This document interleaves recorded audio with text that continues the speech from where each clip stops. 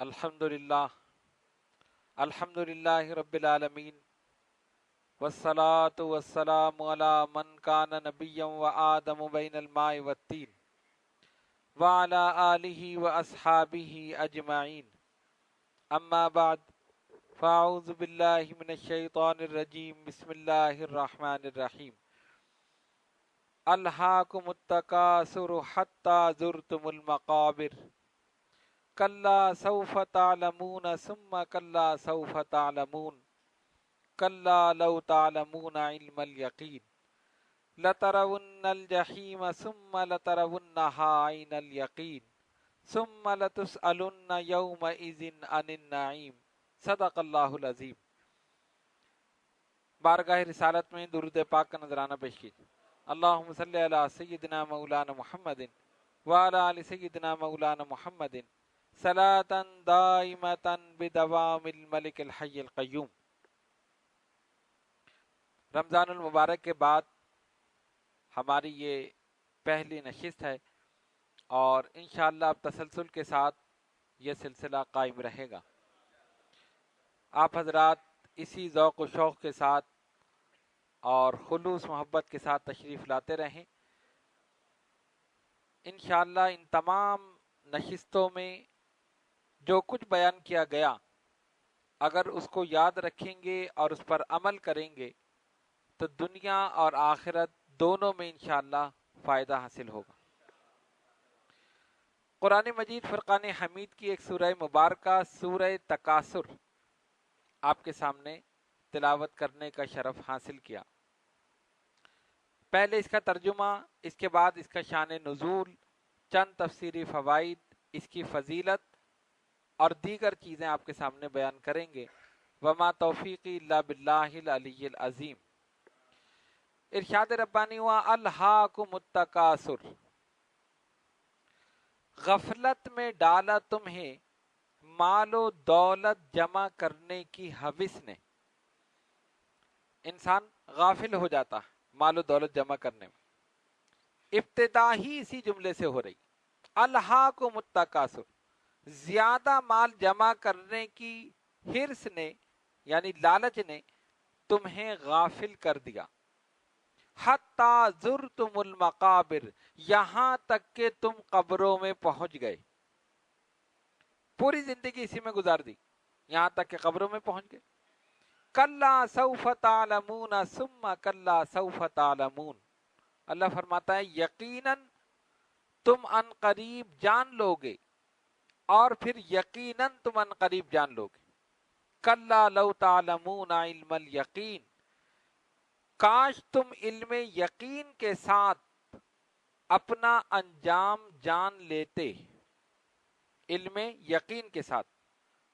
لترون الجحیم، بے شک تم ضرور دوزخ یعنی جہنم کو دیکھو گے۔ ثم لترونها عین الیقین، پھر تم ضرور عین یقین کے ساتھ دوزخ کو دیکھو گے۔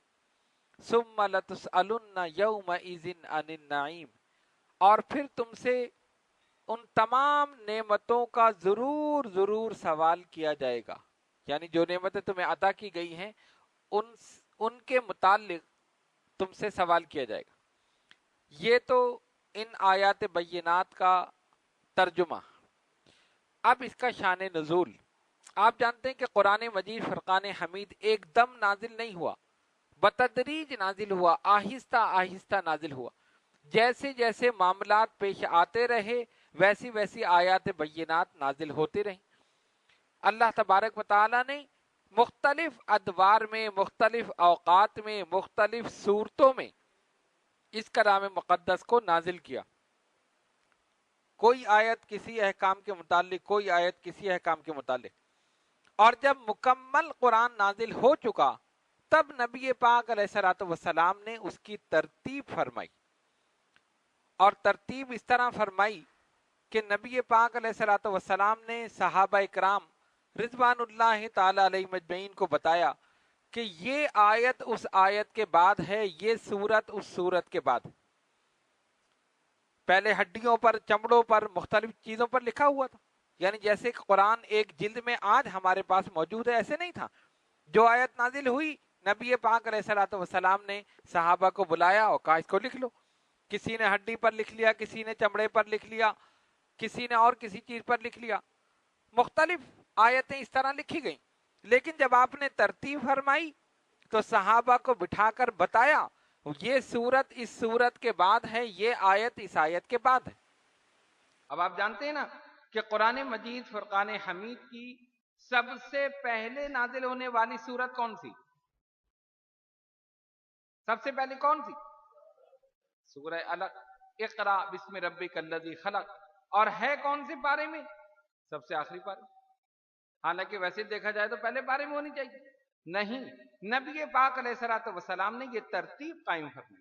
اس سورت کو اس سورت کے بعد رکھو, اس آیت کو اس آیت کے بعد رکھو. یہ ترتیب نزولی الگ ہے اور ترتیب قرآنی الگ ہے. جس طرح قرآن نازل ہو وہ ترتیب الگ ہے, اور جو نبی پاک علیہ الصلوۃ والسلام نے ترتیب بتائی وہ علیحدہ. بہر صورت یہ سورہ مبارکہ آخری پارے میں ہے, سورہ تکاثر. اب اس کا شان نزول کیا ہے؟ حضرت ابن عباس رضی اللہ تعالیٰ عنہ بیان فرماتے ہیں قریش کے دو قبیلے بنو عبد مناف اور بنو سہم, یہ دو قبیلے تھے, آپس میں لڑنے لگے. اور ان کی لڑائی کیا تھی؟ ایک دوسرے سے عداوت, دشمنی, نفرت, اور ایک دوسرے سے مقابلہ کرنا. کس طرح مقابلہ کرنا؟ سیادت میں, شرف میں, عزت میں, مال و دولت میں. اب کیا مقابلہ کر رہے ہیں؟ حضرت ابن عباس رضی اللہ تعالیٰ عنہ فرماتے ہیں ایک دوسرے پر فخر کرتے تھے, ہماری اکثریت ہے, ہم تعداد میں تم سے زیادہ ہیں, مال و دولت میں تم سے زیادہ ہیں, جائیداد میں تم سے زیادہ ہیں. ایک دوسرے پر فخر کر رہے ہیں, مال و دولت کی گنتی کر رہے ہیں, تعداد گن رہے ہیں, مکانات, جائیداد, یہ ساری چیزیں اس پر فخر کر رہے ہیں. یہ لڑائی تھی, ایک دوسرے سے عداوت, دشمنی, ہم تم سے زیادہ ہیں. پھر وہ فرماتے ہیں انہوں نے کیا کہا؟ ہم بنو فلاں سے ہیں, یعنی ہم فلاں قبیلے سے ہیں, یعنی ہمارا قبیلہ تمہارے قبیلے سے زیادہ عزت والا ہے, زیادہ محترم ہے. ہم سیادت میں, قیادت میں, قبیلے میں تم سے زیادہ ہیں, شرف میں, عزت میں. اب کیا ہوا؟ فرماتے ہیں اکثر ان میں سے, اکثر یعنی ان لوگوں میں سے روزانہ مر رہے تھے, یہاں تک کہ سب فوت ہو گئے. اسی میں اپنی زندگی گزار دی, اسی لڑائی میں رہے. ہم تم سے زیادہ ہیں, وہ کہتا ہے مال میں زیادہ ہیں, وہ کہتا ہے اولاد میں زیادہ ہیں, وہ کہتا ہے کثرت میں زیادہ ہیں, تعداد میں زیادہ ہیں. اور ان میں سے ہر ایک مرتا رہا روزانہ, جیسے جیسے ٹائم گزرتا رہا مرتا رہا, یہاں تک کہ سب فوت. اس سلسلے میں یہ سورہ مبارکہ نازل ہوئی. قرآن کہتا ہے الہاکم التکاثر, غفلت میں ڈالا تمہیں مال و دولت جمع کرنے کی حرص نے, لالچ نے. ادھر سے مال مل جائے تو میں جمع کر لوں, ادھر سے مل جائے میں جمع کر لوں.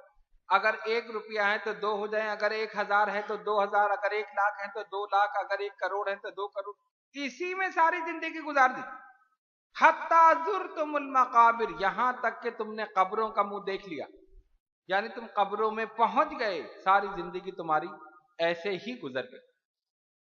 مفسرین کرام نے اس سورہ مبارکہ کے متعلق فرمایا ہے تکاثر کا معنی کیا ہے. فرماتے ہیں تکاثر کا معنی زیادہ مال جمع کرنے کی طلب, لالچ, ہوس. ایک تو ہے مال آپ نے حاصل کر لیا, نہیں اور زیادہ ہو, وہ مل گیا, پھر کہتے ہیں اور زیادہ ہو, مزید, حل میں مزید, حل میں مزید, بڑھتا ہی جائے, کم نہ ہو. اس کو کہتے ہیں تکاثر. غفلت میں ڈالا تمہیں زیادہ مال جمع کرنے کی حرص نے, ہوس نے.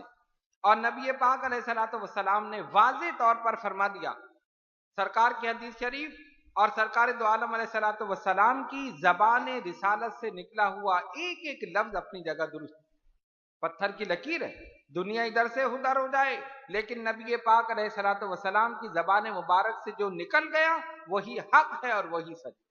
اب دیکھیے اس صورتحال کو سرکار نے کتنے پیارے انداز میں بیان کیا۔ مطرف اپنے والد سے روایت کرتے ہیں کہ میں نبی پاک علیہ الصلوۃ والسلام کی خدمت میں حاضر ہوا، اس وقت آپ صلی اللہ علیہ وسلم یہی سورہ تکاثر تلاوت فرما رہے تھے۔ جب یہ پہنچے تو سرکار یہی سورت تلاوت فرما رہے، آپ نے اس سورت کو تلاوت کیا اور پھر فرمایا ابن آدم کہتا ہے میرا مال میرا مال، فرمایا تیرا مال کیا ہے؟ جس کو تو نے کھا لیا اور فنا کر دیا، یا جس کو تو نے پہن لیا بوسیدہ کر دیا، یا جس کو تو نے صدقے میں دے دیا ختم کر دیا، بس یہ تیرا مال۔ اور حقیقت ہے اگر ہم اس پہ غور کریں، سرکار نے فرمایا نا ابن آدم کہتا ہے میرا مال میرا مال، مال و دولت جمع کرتے ہیں نا، اب غور کرو اس کا مال ہے کیا؟ فرمایا جو تو نے کھا لیا اسے فنا کر دیا، جو آپ نے کھا لیا وہی آپ کا ہے نا، اور جو نہیں کھایا وہ تو کسی اور کے حصے کا۔ جو پہن لیا بوسیدہ کر دیا، یعنی جس مال سے کپڑے خریدے پہنے بوسیدہ ہو گئے وہی آپ کا ہے نا، یا جو تو نے صدقہ دے دیا ختم کر دیا، جو آپ نے صدقہ دے دیا وہ چلا گیا۔ فرمایا یہی کہنے کا مقصد یہ کہ یہی مال ہے تیرا، اس کے علاوہ تیرا مال نہیں ہے۔ کیا مطلب؟ اس کے علاوہ جتنا جمع ہے وہ چھوڑ کے جاؤ گے پیچھے والوں کے لیے، جتنا جمع کر رہا ہے آدمی کوشش کر رہا ہے۔ اب آپ ذرا غور کریں، آپ کے لیے 2 روٹی کافی ہے، دن میں 2 روٹی مل جائے کافی ہے نا، باقی آدمی کماتا ہے اولاد کے لیے، میری اولاد ٹھیک رہے، میرے بعد سکون سے رہے، کسی کے سامنے ہاتھ نہ پھیلائے، کسی سے مانگے نہیں، کسی کی خوشامد نہ کرے، یہی سوچتے ہیں نا۔ تو اس حدیث شریف میں نبی پاک علیہ الصلوۃ والسلام یہی بتا رہے ہیں، انسان کہہ رہے ہیں میرا مال میرا مال، فرمایا تیرا مال ہے کیا؟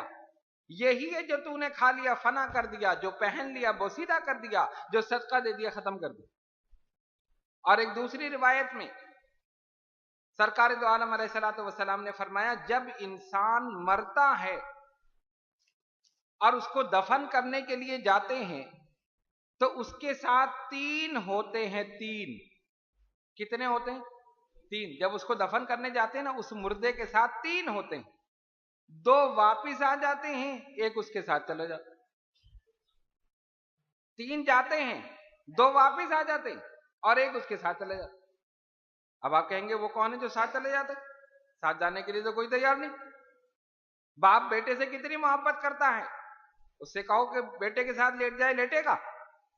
ماں بیٹی سے محبت کرتی ہے، قبر میں لیٹنے کے لیے تیار ہے؟ نہیں، سب وہیں تک۔ فرمایا مردے کے ساتھ 3 جاتے ہیں، 2 واپس آ جاتے ہیں، ایک وہیں رہ جاتا ہے۔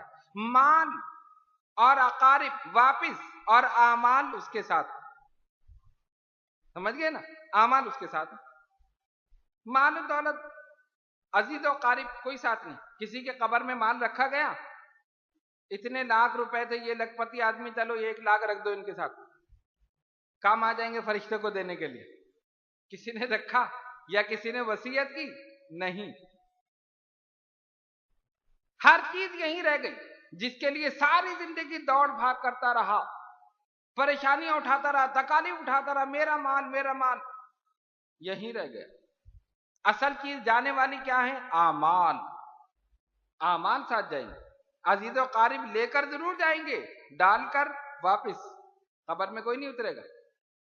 قبر میں نہ مال کام آئے گا، نہ اولاد کام آئے گی، نہ عزیز و قارب کام آئیں گے، قبر میں اعمال کام آئیں گے۔ نماز قبر میں کام آئے گی، نیک اعمال قبر میں کام آئے گی۔ قبر میں روشنی مال سے نہیں ہے، اعمال سے۔ قبر میں روشنی مال سے نہیں، اعمال سے۔ ہم مال کے پیچھے پڑے ہیں اور اصل اعمال ہیں۔ اس لیے مال کماؤ لیکن اعمال زیادہ کماؤ۔ سمجھ رہے ہیں بات؟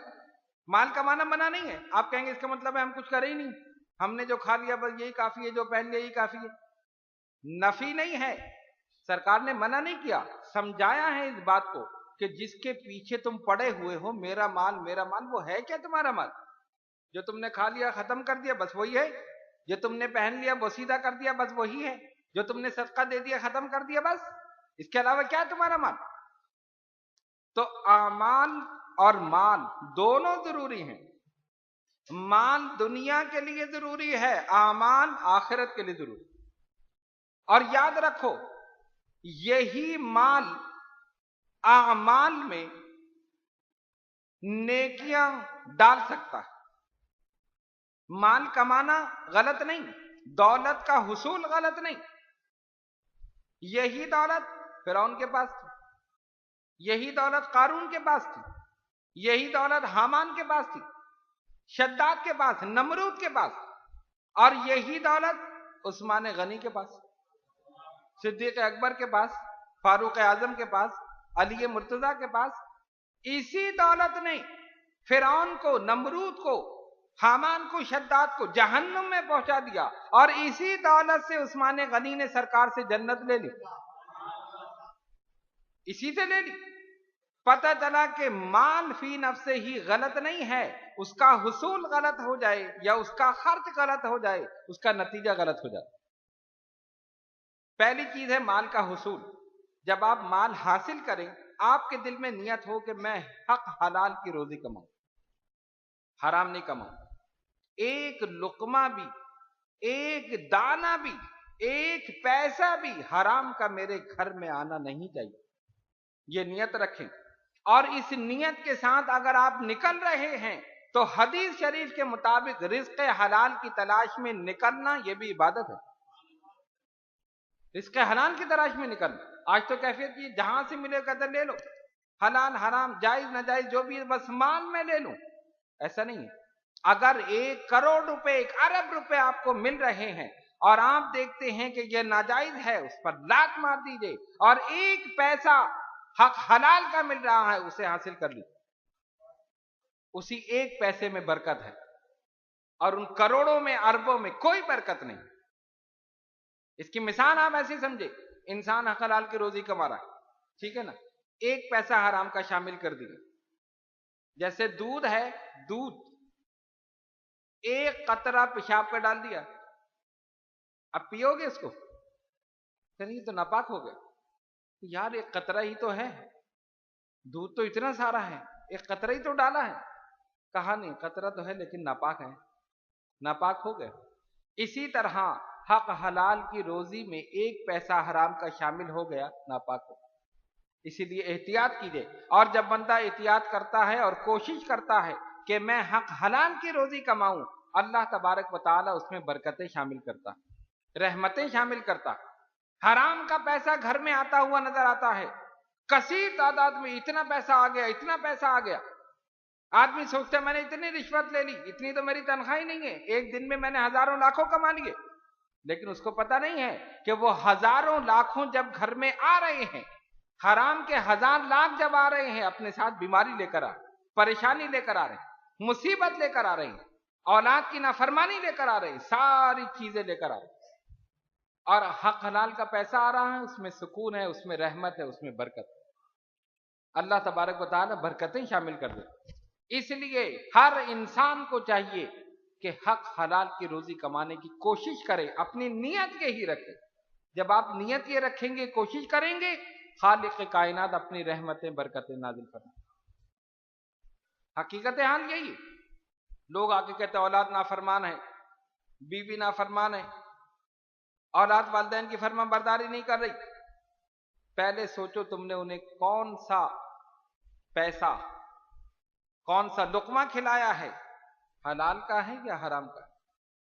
حرام جب خون بن کر جسم میں دوڑتا ہے، ویسے ہی اعمال و افعال سرزد ہوتے، سمجھ گئے بات؟ ویسے ہی اعمال و افعال سرزد ہوتے۔ لیکن اب یہ بات نہیں ہے، بہت سے لوگ سوچیں کہ بھئی ہم تو بالکل صحیح صحیح کما رہے ہیں، پھر بھی بچے نہیں مان رہے ہیں، نافرمانی کر رہے ہیں، اس کا مطلب ہے کہ یہ غلط ہے۔ ایسی نہیں، تربیت کی بات بھی ہے۔ تربیت اولاد کی صحیح ہو تو اس وقت بھی اولاد نافرمان نہیں ہوتی، وہ ایک الگ میٹر۔ باہر صورت ہم یہ بیان کر رہے تھے کہ نبی پاک علیہ الصلوۃ والسلام نے فرمایا، ابن آدم کہتا ہے میرا مال میرا مال، فرمایا تیرا مال وہ ہے جو تو نے کھا لیا فنا کر دیا، جو تو نے پہن لیا بوسیدہ کر دیا، جو تو نے صدقہ دے دیا ختم کر دیا، بس یہی تیرا مال ہے۔ اور حقیقت یہ اس کے علاوہ جتنا بھی ہے ہم سب یہیں چھوڑ کر جائیں گے، کوئی اپنے ساتھ لے کر نہیں، جو بھی گیا اپنے ساتھ اعمال لے کر گیا، مال لے کر نہیں۔ ہم مال کی فکر میں ہیں اور جانے والی چیز اعمال ہے، مال ضرور کمائیے لیکن اس کے ساتھ ساتھ اعمال نیک کرتے رہیے، تاکہ جب قبر میں پہنچیں مال یہیں رہ جائیں، نیک اعمال آپ کے ساتھ چلے جائیں۔ دوسری حدیث نبی پاک علیہ الصلوۃ والسلام نے فرمایا، یعنی انسان کی لالچ طمع اس کے متعلق جو انسان کی کیفیت ہے، حضرت انس بن مالک رضی اللہ تعالیٰ عنہ اس حدیث شریف کے راوی ہیں، صحیح مسلم شریف کی حدیث، فرماتے ہیں سرکار دو عالم علیہ الصلوۃ والسلام نے فرمایا، اگر ابن آدم کے پاس سونے کی ایک وادی ہو تو وہ چاہے گا میرے پاس ایسی دو ہو جائیں۔ لالچ، سونے کی وادی، وادی کوئی معمولی چیز نہیں ہے، ایک بہت بڑی آبادی ہو بہت پوری سونے کی اور وہ اسے مل جائے تو کیا مطلب؟ توکل نہیں کرے گا کہ چلو مجھے مل گئی، اللہ کا شکر نہیں، ایک ملی ہے ایک اور ہو جائے، یہی کیفیت ہے نا۔ اگر ایک چیز ہمیں مل جائے تو ہم کہتے دو ہو جائیں، ایک مکان ہے تو دو ہو جائیں، ایک گاڑی ہے تو دو ہو جائے، ایک پیسہ ہے تو ڈبل ہو جائے، یہی ہے نا۔ یعنی انسان کی حرص حوث ختم نہیں ہوتی۔ اور آگے جو سرکار نے فرمایا وہ ایک ایسی حقیقت بیان فرمائی جو پتھر کی لکیر، جس سے انکار نہیں کیا جا سکتا۔ نبی پاک علیہ الصلوۃ والسلام نے فرمایا، اس کا منہ مٹی کے سوا ہرگز نہیں بھرے گا، اس کا منہ نہیں بھرے گا انسان کا، یہ تو کہتا رہے گا علم مزید، ایک وادی ہو دو، دو ہو تو تین، بڑھتے ہی چلے جائے گا۔ اگر سونا ہے تو ڈبل ہو جائے، اگر چاندی ہے تو ڈبل ہو جائے، دولت ہے تو ڈبل ہو جائے، یہی کرتا رہے گا۔ اس کا منہ کب بھرے گا؟ مٹی کے سوا نہیں بھرے گا، کیا مطلب؟ جب مرے گا تبھی بھرے گا، حقیقت یہی، اس کے علاوہ نہیں۔ جب قبر میں پہنچا تو ظاہر ہے مٹی اس کا منہ بھر سکتی، اس لالچ۔ پھر آگے فرمایا، جو توبہ کرے اللہ تبارک و تعالیٰ اس کی توبہ کو قبول فرما لیتا ہے، جو بھی انسان سچے دل سے توبہ کرے اللہ تبارک و تعالیٰ قبول فرما لیتا ہے۔ یہ حدیث بخاری میں بھی ہے اور مسلم میں بھی، دونوں میں حدیث موجود۔ اب حدیث شریف کا مفہوم کیا ہے؟ مفہوم یہ ہے کہ ہمیں توکل اختیار کرنا چاہیے، ہمیں قناعت اختیار کرنی چاہیے، ہمیں اللہ کی ذات پر بھروسہ کرنا چاہیے، اور جو کچھ اس نے ہمیں دیا ہے اس پر اس کا شکر ادا کرنا۔ سب سے بڑی بات، شکر نہیں کرتے، نافرمانی کرتے ہیں، کفران نعمت کرتے ہیں، جس سے پوچھو کہے گا میں پریشان۔ کوئی یہ کہتا نہیں کہ ہاں اللہ کا شکر میں پریشان، کوئی بیوی کی طرف سے پریشان ہے، کوئی بچوں کی طرف سے، کوئی مال کی طرف سے، کوئی دولت کی طرف سے، کوئی صحت کی طرف سے، کوئی بیماری کی طرف سے، ہر طرف سے پریشانی ہے پریشانی۔ حالانکہ کہنا چاہیے الحمدللہ، اللہ کا کرم ہے، اس نے مجھے ہزاروں سے بہتر رکھا، ہزاروں سے۔ اور یہ حقیقت ہے کہ اگر ہم اپنے گرد و پیش پر نظر ڈالیں، پورے معاشرے پر نظر ڈالیں اور دیکھیں تو ہم سجدے میں گر جائیں۔ اس کو نہ دیکھو کہ جو اے سی والی گاڑی میں گھومتا ہے یا اے سی والے بنگلے میں رہتا ہے یا جس کے آگے پیچھے نوکر ہیں، اس کو مت دیکھو، اس کو دیکھو جس کو ایک وقت روٹی نصیب ہوتی ہے اور دوسرے وقت کا پتہ نہیں، دوسرے وقت کا پتہ نہیں کہ کب ملے گی یا نہیں ملے گی۔ اس کو دیکھو گے تو قناعت پیدا ہوگا، توکل پیدا ہوگا، صبر کرنے کا جذبہ، شکر کرنے کا جذبہ۔ اور جو شکر کرتا ہے، قرآن نے کہا لئن شکرتم لازیدنکم، جب تم شکر کرو گے ہم اس میں اور زیادتی کر دیں گے، نعمتیں اور بڑھا دیں گے۔ لیکن ولئن کفرتم ان عذابی لشدید، اگر کفران نعمت کرو گے تو سمجھ لو میرا عذاب بڑا سخت ہے، میرا عذاب بڑا سخت ہے۔ تو انسان کی کیفیت یہی ہے کہ وہ کسی حال میں قائم نہیں رہتا، مصیبت، پریشانیاں، ساری چیزیں، اگر یہ شکر کرنے لگے تو پھر کیا ہو؟ اللہ تبارک و تعالیٰ اپنی رحمتوں کے دروازے اس پر کھولے۔ رزق کے دروازے اس پر کھول، اگر اللہ کی ذات پر توکل کرے۔ اب دیکھو پرندوں کو رزق ملتا ہے یا نہیں؟ اللہ کی ذات پر بھروسہ، کسی سے مانگتے نہیں، کسی کے آگے ہاتھ نہیں پھیلاتے، کسی سے کچھ کہتے نہیں، ہم ان کی بولی نہیں سمجھتے جو وہ ہم سے کچھ کہیں، یا وہ کہیں تو ہم سمجھیں۔ اللہ کی ذات پر بھروسہ، اور اللہ تبارک و تعالی ادنا سے ادنا مخلوق کو رزق پہنچا رہا۔ موسیٰ علیہ السلام عرض کرتے مولا تو نے اتنی مخلوقات پیدا کر دی، ان سب کو رزق دیتا ہے؟ ہاں موسیٰ ہم سب کو رزق دیتے۔ کیسے؟ اے موسیٰ جس پتھر پر پہاڑ پر کھڑے ہو اپنا عصا اس پہ مارو، عصا مارا، دیکھا پتھر شق ہو گیا، ٹوٹ گیا، اس کے اندر ایک معمولی سا کیڑا تازہ پتا کھا رہا، کیا اس طرح ہم رزق پہنچاتے؟ اس طرح ہم رزق پہنچاتے۔ وہ خالق ہے، مالک ہے، اس نے پوری مخلوقات کو پیدا کی۔ ہم 4 آدمی کو نہیں کھلا سکتے، وہ پوری کائنات کو کھلا رہا۔ ہم ایک مخلوق کو نہیں کھلا سکتے، اس نے جتنی مخلوقات پیدا کی ہیں سب کو کھلا۔ کچھ مخلوقات زمین پر ہیں، کچھ مخلوقات زمین کے اندر ہیں، کچھ پانی پر ہیں، کچھ پانی میں ہیں، کچھ فضا میں ہیں۔ ساری مخلوقات ہیں نا، سب کو رزق مل رہا ہے، سب کو رزق مل رہا ہے، اور کوئی ایسا نہیں کہ جو بھوکا سو جائے۔ چرند پرند حیوان انسان سب کو پال رہا ہے، پوری مخلوقات۔ کہنے کا مقصد یہ ہے کہ جب تک انسان اپنے اندر شکر، صبر، توکل، قناعت پیدا نہیں کرے گا، بے چین بے قرار رہے، پریشانی رہے، ادھر سے میں لے لوں، ادھر سے میں لے لوں، ادھر سے حاصل کر لوں، ادھر سے حاصل کر لوں، اور جب قناعت کا جذبہ پیدا ہو جائے تو سکون ہو جائے۔ سرکار نے فرمایا اللہ کی تقسیم پر راضی رہو تم غنی ہو جاؤ گے۔ حدیث شریف کا ایک ٹکڑا ہے، اللہ کی تقسیم پر راضی رہو تم غنی ہو جاؤ گے، یعنی جو اللہ نے دے دیا مولا تیرا کرم، حویث نہیں، لیکن جب حویث پیدا ہوگی پھر وہ بڑھتی چلی جائے، پھر 1 ہو تو 2، 2 ہو تو 4، 4 ہو تو 8، پھر جب مرے گا تبھی خواہشات ختم ہوں، اس سے پہلے نہیں ہوں۔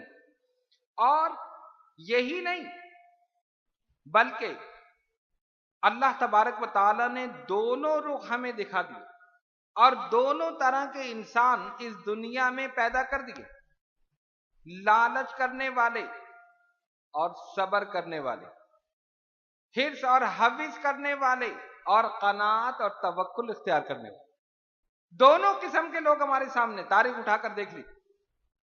خود نبی پاک علیہ الصلوۃ والسلام نے فقر و فاقے کی زندگی گزاری، فرمایا الفقر فخری، فقر میرا فخر ہے، لیکن یاد رکھیے سرکار کا فقر جو تھا وہ اختیاری تھا، اختیاری تھا، ورنہ جن کے ہاتھ میں کونین کے خزانوں ہوں، خزانوں کی چابیاں ہوں، ان کے لیے کس چیز کی کمی ہے؟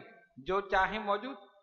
لیکن جو سلطان کونین، جو پوری کائنات کو نعمتیں، اللہ کی نعمتیں تقسیم کرنے والے، لٹانے والے، اور ان کی اپنی کیفیت، روایت میں آتا ہے 3 دن گزر گئے ایک لقمہ منہ میں نہیں گیا، 3 دن، اور ہم 1 دن ہو جائے تو بے چین بے قرار۔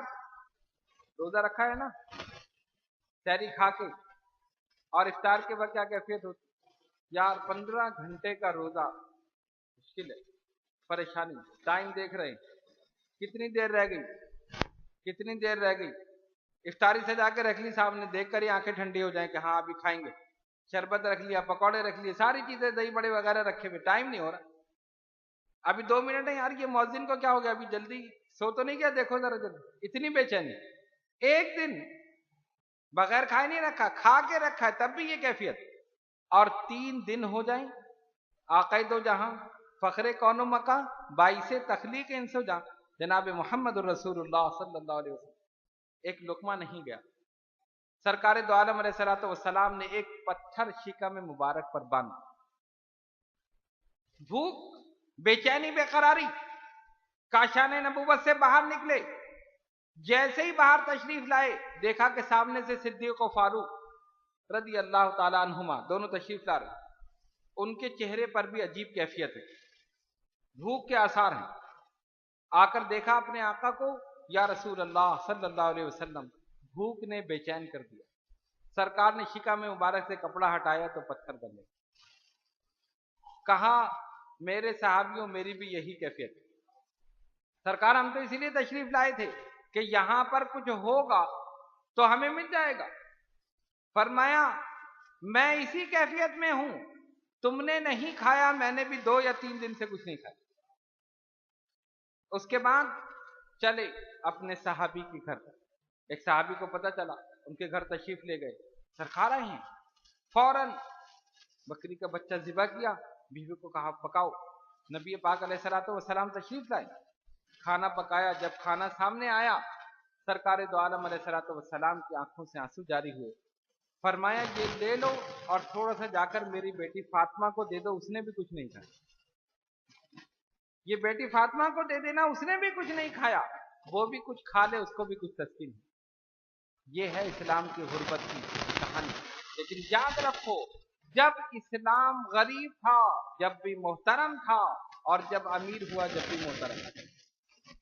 ایسا وقت گزارا سرکار دو عالم علیہ الصلوۃ والسلام نے، لیکن اللہ کی ذات پر بھروسہ، شکر، قناعت، ورنہ اگر وہ ایک اشارہ کرتے ہزاروں نعمتیں ان کے سامنے موجود،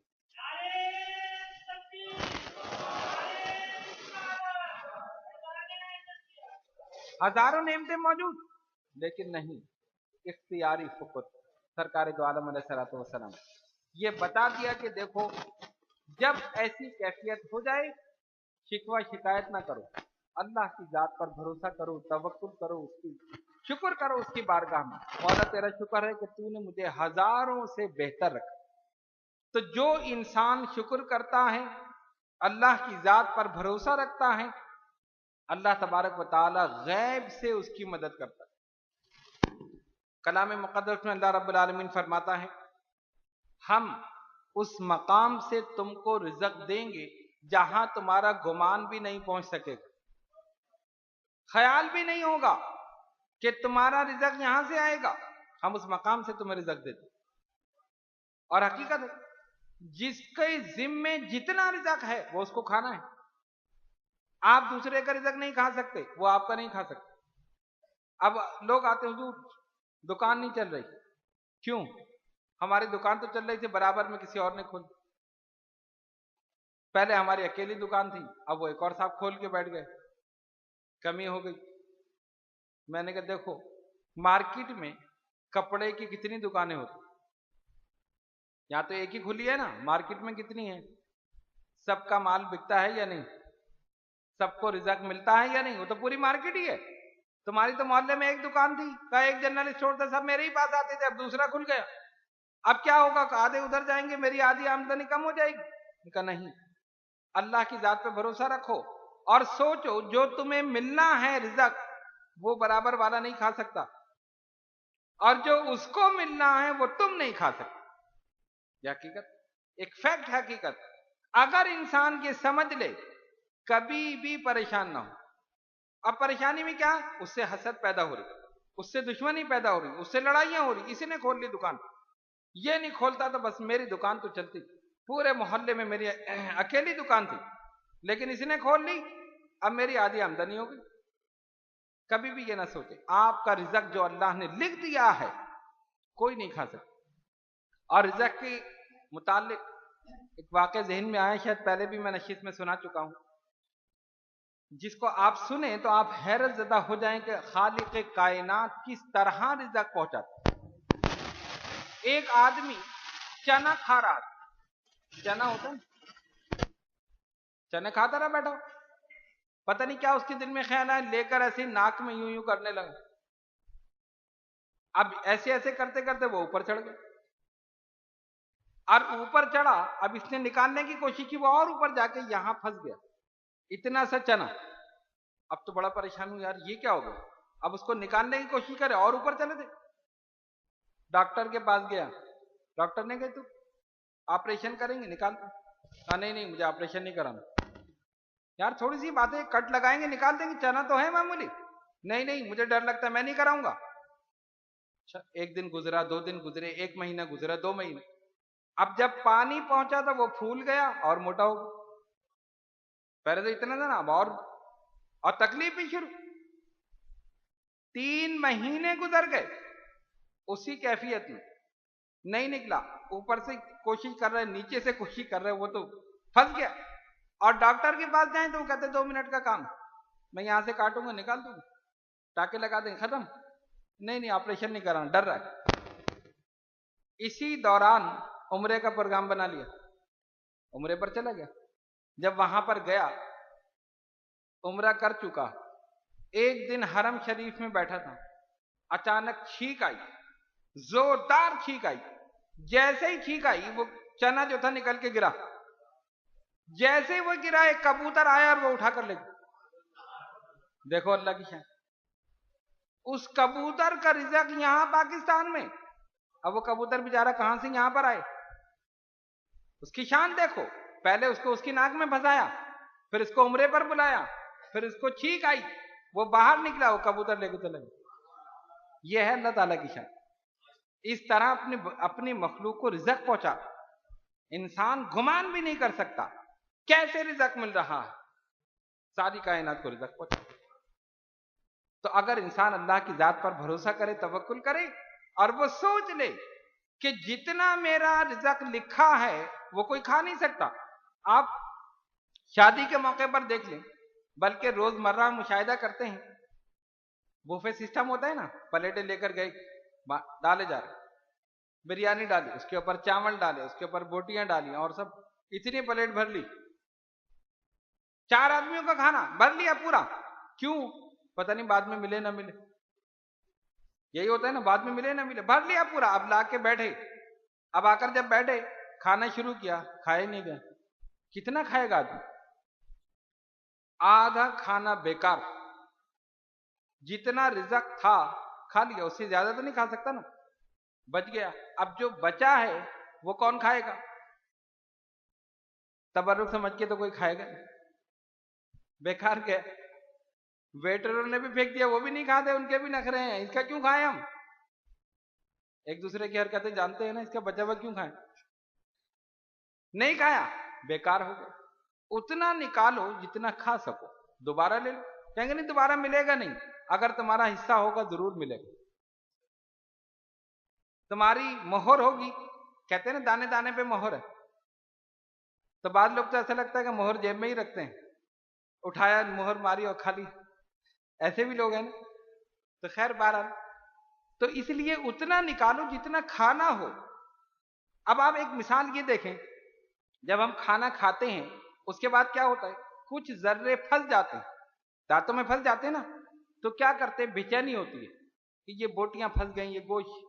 टूथपिक लेकर खिलाल उससे निकाल देते ना, निकाल कर फेंक दिया। क्या मतलब? जो आपका रिज़्क नहीं था वो मुंह में जाने के बाद भी वापस आ गया, है ना हकीकत? जो आपका रिज़्क नहीं था मुंह में जाने के बाद फिर वापस आ गया, और जो रिज़्क था वो चला गया। कैसी हकीकत? फंस गया दांतों में। और वो क्या है? वो और मखलूक की ग़िज़ा है। शेर जब खाता है, अब शेर चीर फाड़ करता है ना, नाखून चीर फाड़ करके खा लिया, अब उसके दांतों में भी फंस जाता है। अब वो अपने हाथ से तो निकाल नहीं सकता, जाहिर है दांत उसके जो नाखून है बड़े हैं। अल्लाह ताला ने एक छोटा सा जानवर और पैदा किया, उसकी चोंच लंबी होती है। तो जब शेर शिकार से फारिग हो जाता है, शिकम शेर हो गया, मुंह खोल के पड़ जाता है आराम से, तो वो जानवर, वो छोटी छोटी चिड़ियां जिसकी चोंच लंबी होती है वो आती है।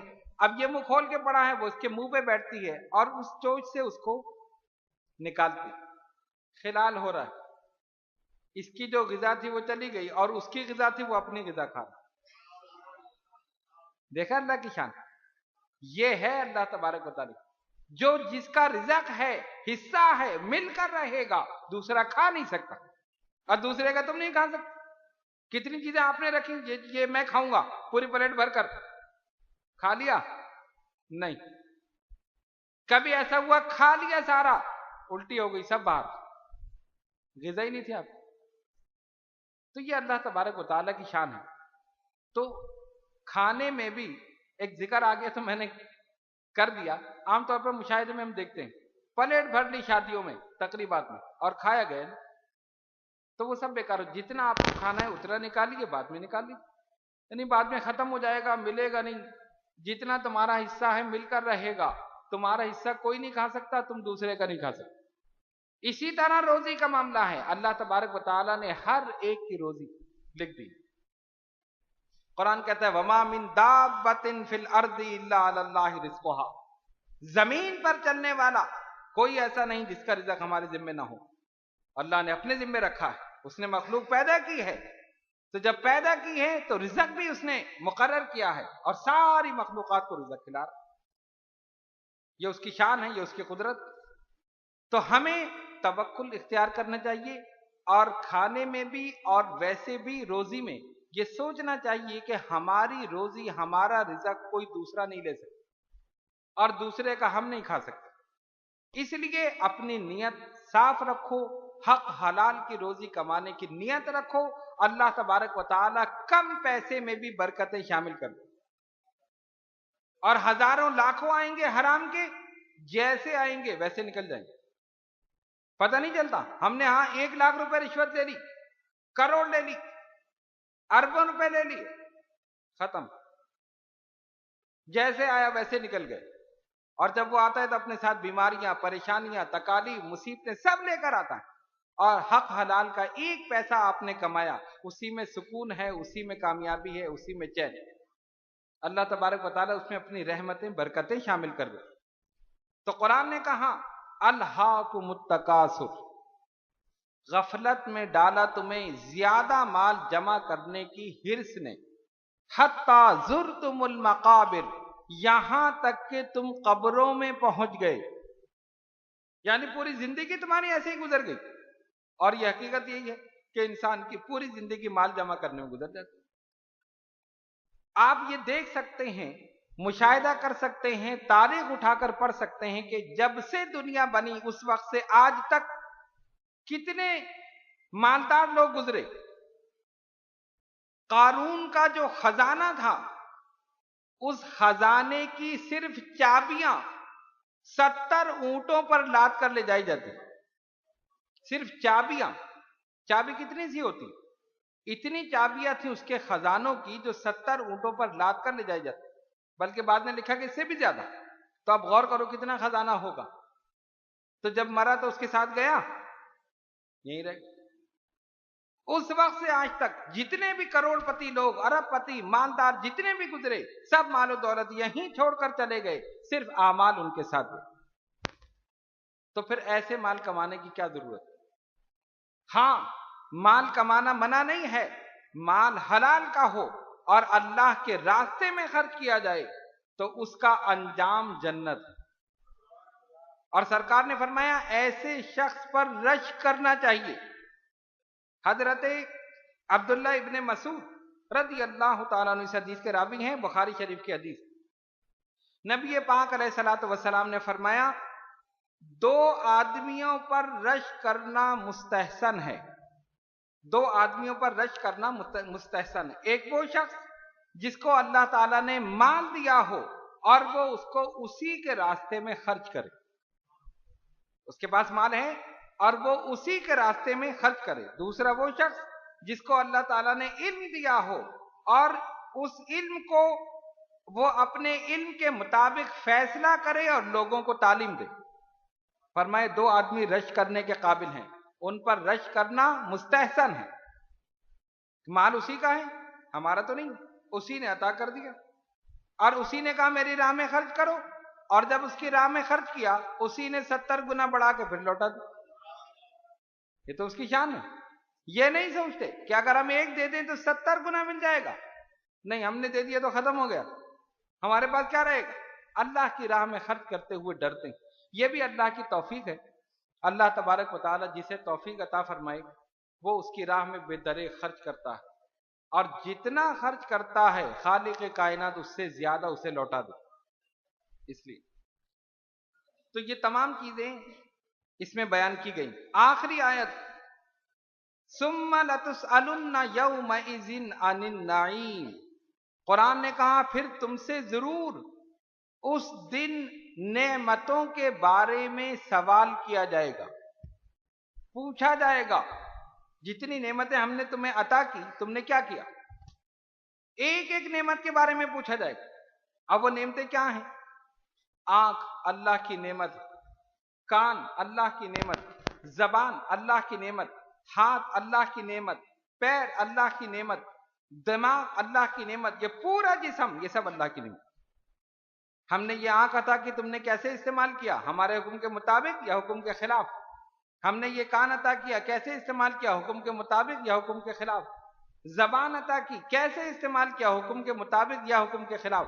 ایک ایک چیز کے بارے میں. اور اس کے علاوہ جو خارجی نعمتیں ہیں، یہ تو داخلی نعمتیں نا جسم کے اندر ہیں، خارجی نعمتیں ہیں ان کے متعلق سوال ہوگا. مثلا اگر ہم نے مال دیا تم نے اسے کیسے خرچ کیا، ہماری راہ میں خرچ کیا یا غلط کاموں میں خرچ کیا، اس کا سوال بھی ہوگا. ایک ایک چیز کا سوال. جتنی نعمتیں ہیں، اور سب سے بڑی بات یہ ہے نعمت پر شکر کرنے کے دو طریقے ہیں. اللہ کی نعمت پر شکر کرنے کے دو طریقے. ایک طریقہ تو یہ ہے مولا تیرا شکر ہے تو نے مجھے نعمت عطا کر دی، ایک یہ ہے نا، یہ تو بہت آسان ہے، نعمت ملی شکر کر لیا، یہ بھی خیر کرنا چاہیے. دوسرا طریقہ یہ ہے جو نعمت ملے اس نعمت کو اسی کے حکم کے مطابق خرچ کیا جائے، اسی کے حکم کے مطابق استعمال کیا جائے. یہ بھی شکر کا طریقہ ہے. یعنی اس نے ایک نعمت آپ کو دی، مثلا مال اس نے آپ کو دیا، اب مال غلط راستے میں خرچ ہوا، غلط چیزوں میں خرچ ہوا، غلط کاموں میں خرچ ہوا، کفران نعمت ہے. یہ نعمت کا صحیح استعمال نہیں ہے. اس نے مال اس لیے دیا تھا کہ اس کے غلط کاموں میں، حرام کاموں میں خرچ کیا جائے. اس نے مال اس لیے دیا تھا کہ کسی پر ظلم اور زیادتی میں خرچ کیا جائے. اس نے مال اس لیے دیا تھا کہ اسے اسی کے راستے میں خرچ کیا، اسی کے راستے میں خرچ کیا جائے. تو نعمت پر شکر کرنے کا دوسرا طریقہ یہ ہے کہ جو نعمت ہمیں ملے اس نعمت کو اسی کے راستے میں اسی کے حکم کے مطابق استعمال کریں. اور جب اس نعمت کو اس کے حکم کے مطابق استعمال کریں گے یہ بھی ایک شکر کا طریقہ. تو ان دونوں طریقوں کو یاد رکھیے. اور اس کا بڑا وسیع مفہوم ہے. نعمت کو اس کے حکم کے مطابق استعمال کرنا بڑا وسیع مفہوم ہے. مثلا اولاد نعمت ہے، اولاد اللہ کی نعمت ہے، اس کی صحیح تربیت کرنا، اسلام کے مطابق تربیت کرنا اور اس کو اللہ اور اس کے رسول کا فرما بردار بنانا، یہ شکرانے نعمت کہ مولا تو نے مجھے جو نعمت دی میں نے تیرے حکم کے مطابق تیرے لیے وقف کر دی. اور اگر غلط تربیت ہو گئی، غلط راستے کی طرف نکل گیا، کفران نعمت. آپ نے اس نعمت کی قدر ہی نہیں کی، اس نعمت کی قدر نہیں کی. تو اس لیے اس طرح ایک ایک نعمت کو آپ دیکھتے جائیے. جتنی بھی چیزیں ہیں قرآن نے کہا ثم لتسألن یومئذ عن النعیم، ضرور تم سے ایک ایک نعمت کے بارے میں سوال ہو. اب جتنی نعمتیں بے شمار ہیں تو ہم کیسے جواب دیں گے؟ اور دوسری بات یہ کہ جواب دے ہی نہیں سکتے. دنیا میں تو یہ ہے نا، ادھر ادھر کی بات کی معاملہ نمٹا دیا. مثلا جج نے سوال کیا تم نے یہ کام کیوں کیا؟ نہیں جی نہیں میں نے نہیں کیا. آپ سمجھتے مجھے کوئی دیکھ تو رہا نہیں تھا، کوئی گواہ تو ہے نہیں، انکار کر دیا. ایسا ہوتا ہے نا. اگر کوئی نہ دیکھ رہا ہو تو انسان بڑے دھڑلے سے، بڑے یعنی کیا کرنا چاہیے، بہادری سے انکار کر دیتا ہے. میں نے یہ کام نہیں کیا، اس کو پتا ہے مجھے کوئی نہیں دیکھ رہا، کوئی گواہ ہی نہیں ہے. اور جج تو فیصلہ جب کرے گا جب گواہ ہو.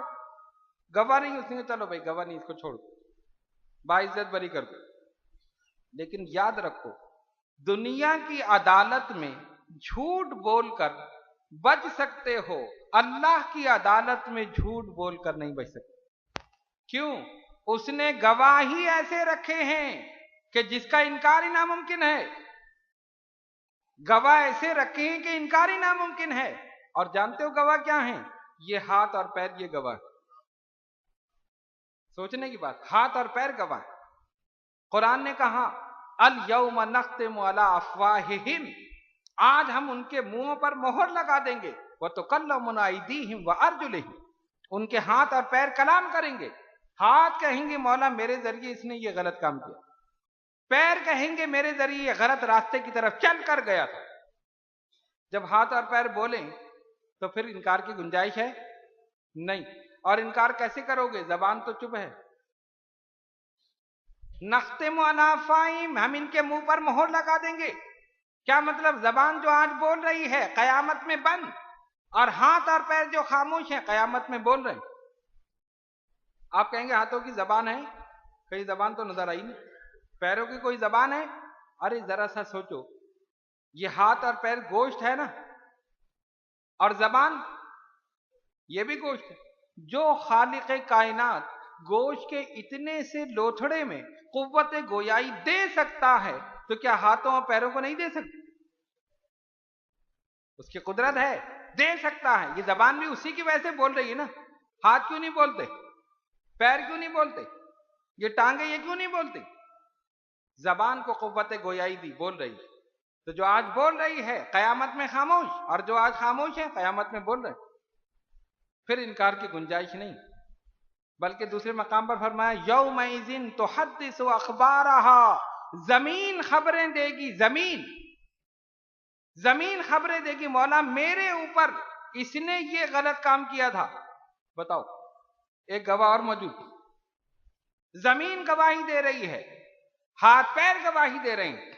इसलिए उस मुआवजे से बचने के लिए उस अदालत में जहां पर सब मौजूद होंगे, नबीयीन, सिद्दीकीन, शोहदा, सालेहीन, बुजुर्गान दीन, औलिया कामिलीन, आइम्मा मुज्तहिदीन, सारे मौजूद होंगे, सब मौजूद होंगे। उस दिन की शर्मिंदगी से बचने के लिए आज ऐसा काम करो कि कयामत में हाथ गवाही दे, मौला मेरे जरिए इसने सदका व खैरात किया। पैर गवाही दे, मेरे जरिए ये मस्जिद की जानिब चल कर गया, मेरे जरिए किसी की अयादत के लिए गया था, मेरे जरिए किसी के जनाजे में गया था, मेरे जरिए किसी की मदद करने के लिए गया था। यौमइज़िन तुहद्दिसु अखबारहा, कुरान ने कहा जमीन गवाही देगी मेरे ऊपर ये काम किया। तो ऐसा अमल करो, जमीन गवाही दे, मौला मैं गवाही देती हूं मेरे ऊपर इसने नमाज पढ़ी, मेरे ऊपर इसने सरकार का मिलाद पढ़ा था, मेरे ऊपर सरकार की सनाखानी की थी, मेरे ऊपर सरकार पर दुरूद सलाम पढ़ा था, दुरूदों के नजराने पेश किए थे। ऐसी गवाही दे ताकि तुम सुरखरू हो जाओ, इरशाद रब्बानी हो जाए, जाओ इसे जन्नत में दाखिल करो।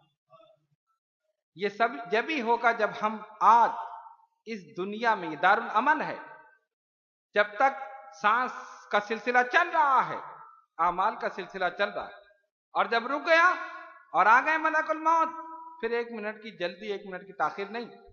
ये नहीं कहेंगे हजरत जरा ठहर जाए मैं नमाज पढ़ लूं, हजरत इजराइल ठहरेंगे 2 मिनट ठहर जाए मैं नमाज पढ़ लूं, मेरी नमाज रह गई, मैंने किसी का कर्ज देना है मैं वो दे दूं, मैंने फला से ज्यादती की थी जाके उससे माफी मांग लूं, मैंने वालिदैन की शान में गुस्ताखी की मैं उनसे माफी मांग लूं। नहीं, ला यस्ताखिरून साअतम वला यस्तक़दिमून।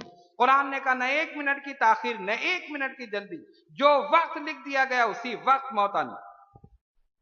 तो जब वक्त नहीं पता तो फिर क्यों अल्लाह और उसके रसूल सल्लल्लाहु अलैहि वसल्लम की नाफरमानी कर रहे? हर वक्त तैयार रहो, मौत आ जा, जब तू आए हम तैयार, हर वक्त तैयार। ऐसे अमाल करो न किसी का लेना हो न किसी का देना हो, न किसी के साथ शर्मिंदगी हो, हर शख्स दुआई देता जाए, जिंदगी में भी दुआई दे, मरने के बाद भी दुआई। लेकिन ये उस वक्त है कि जब हम बाकिरदार रहें और आज ही से सच्चे दिल से तौबा कर लें कि आइंदा कभी कोई गलत काम नहीं करें। तो आज की ये सूरह मुबारक जो आपके सामने तिलावत की गई, सूरह तकासुर, ये हमें यही बता रही है कि इस दुनिया में माल और दौलत जमा करना गलत नहीं है, लेकिन उसका हुसूल सही हो जाए और उसका खर्च सही हो जाए, यही माल आपको जन्नत में ले जाने का सबब बने। और अगर हुसूल गलत है, नाजायज तरीके से, और खर्च गलत है, तो फिर यही माल जहन्नुम में पहुंचा दे। तो इसलिए इस गफलत की जिंदगी से बचें, अल्लाह की बारगाह में शुक्र अदा करते रहें, कनात तवक्कुल इख्तियार करें, हर हाल में उसका शुक्र करें। मौला तेरा करम है, तूने हमें हजारों लाखों से बेहतर रखा, ये उसका करम और हकीकत में उसका करम। तो जब हम शुक्र करते रहेंगे इंशाअल्लाह ताला उसकी निगाह करम होगी اس دنیا میں بھی کامیاب، آخرت میں بھی کامیاب۔ آئیے دعا کریں اللہ تبارک و تعالی ہم سب کو شکر کرنے کی توفیق عطا فرمائے، مولا صبر کرنے کی توفیق عطا فرمائے، مولا قناعت اختیار کرنے کی توفیق عطا فرمائے۔ اے الہ العالمین ہم سب کو لالچ، طمع، حرص، ہوس ان تمام چیزوں سے پاک فرما دے، یہ تمام چیزیں ہمارے دلوں سے نکال دے۔ اے الہ العالمین اپنے اور اپنے حبیب صلی اللہ علیہ وسلم کی سچی محبت ہمارے دلوں میں پیدا فرما۔ اے الہ العالمین یہ تمام حضرات اور خواتین جو دور دراز مقامات سے اس نشست میں شرکت کرنے کے لیے یہاں حاضر ہوئے، مولا ان سب کی حاضری کو قبول فرما، ان سب پر اپنی رحمتیں برکتیں نازل فرما، ان سب کے علم میں، عمل میں، عمر میں برکت عطا فرما، ان کے روزگار میں ترقی عطا فرما، ان کی ظاہری، باطنی، روحانی، جسمانی بیماریوں کو، پریشانیوں کو ہمیشہ ہمیشہ کے لیے دور فرما۔ ان اللہ و ملائکتہ یصلون علی النبی یا ایھا الذین آمنوا صلوا علیہ وسلموا تسلیما۔ اللہم صلی علی سیدنا مولانا محمد وعلی آل سیدنا مولانا محمد صلاة دائمة بدوام الملک الحی القیوم۔ سبحان ربک رب العزت عما یصفون وسلام علی المرسلین والحمد للہ رب العالمین۔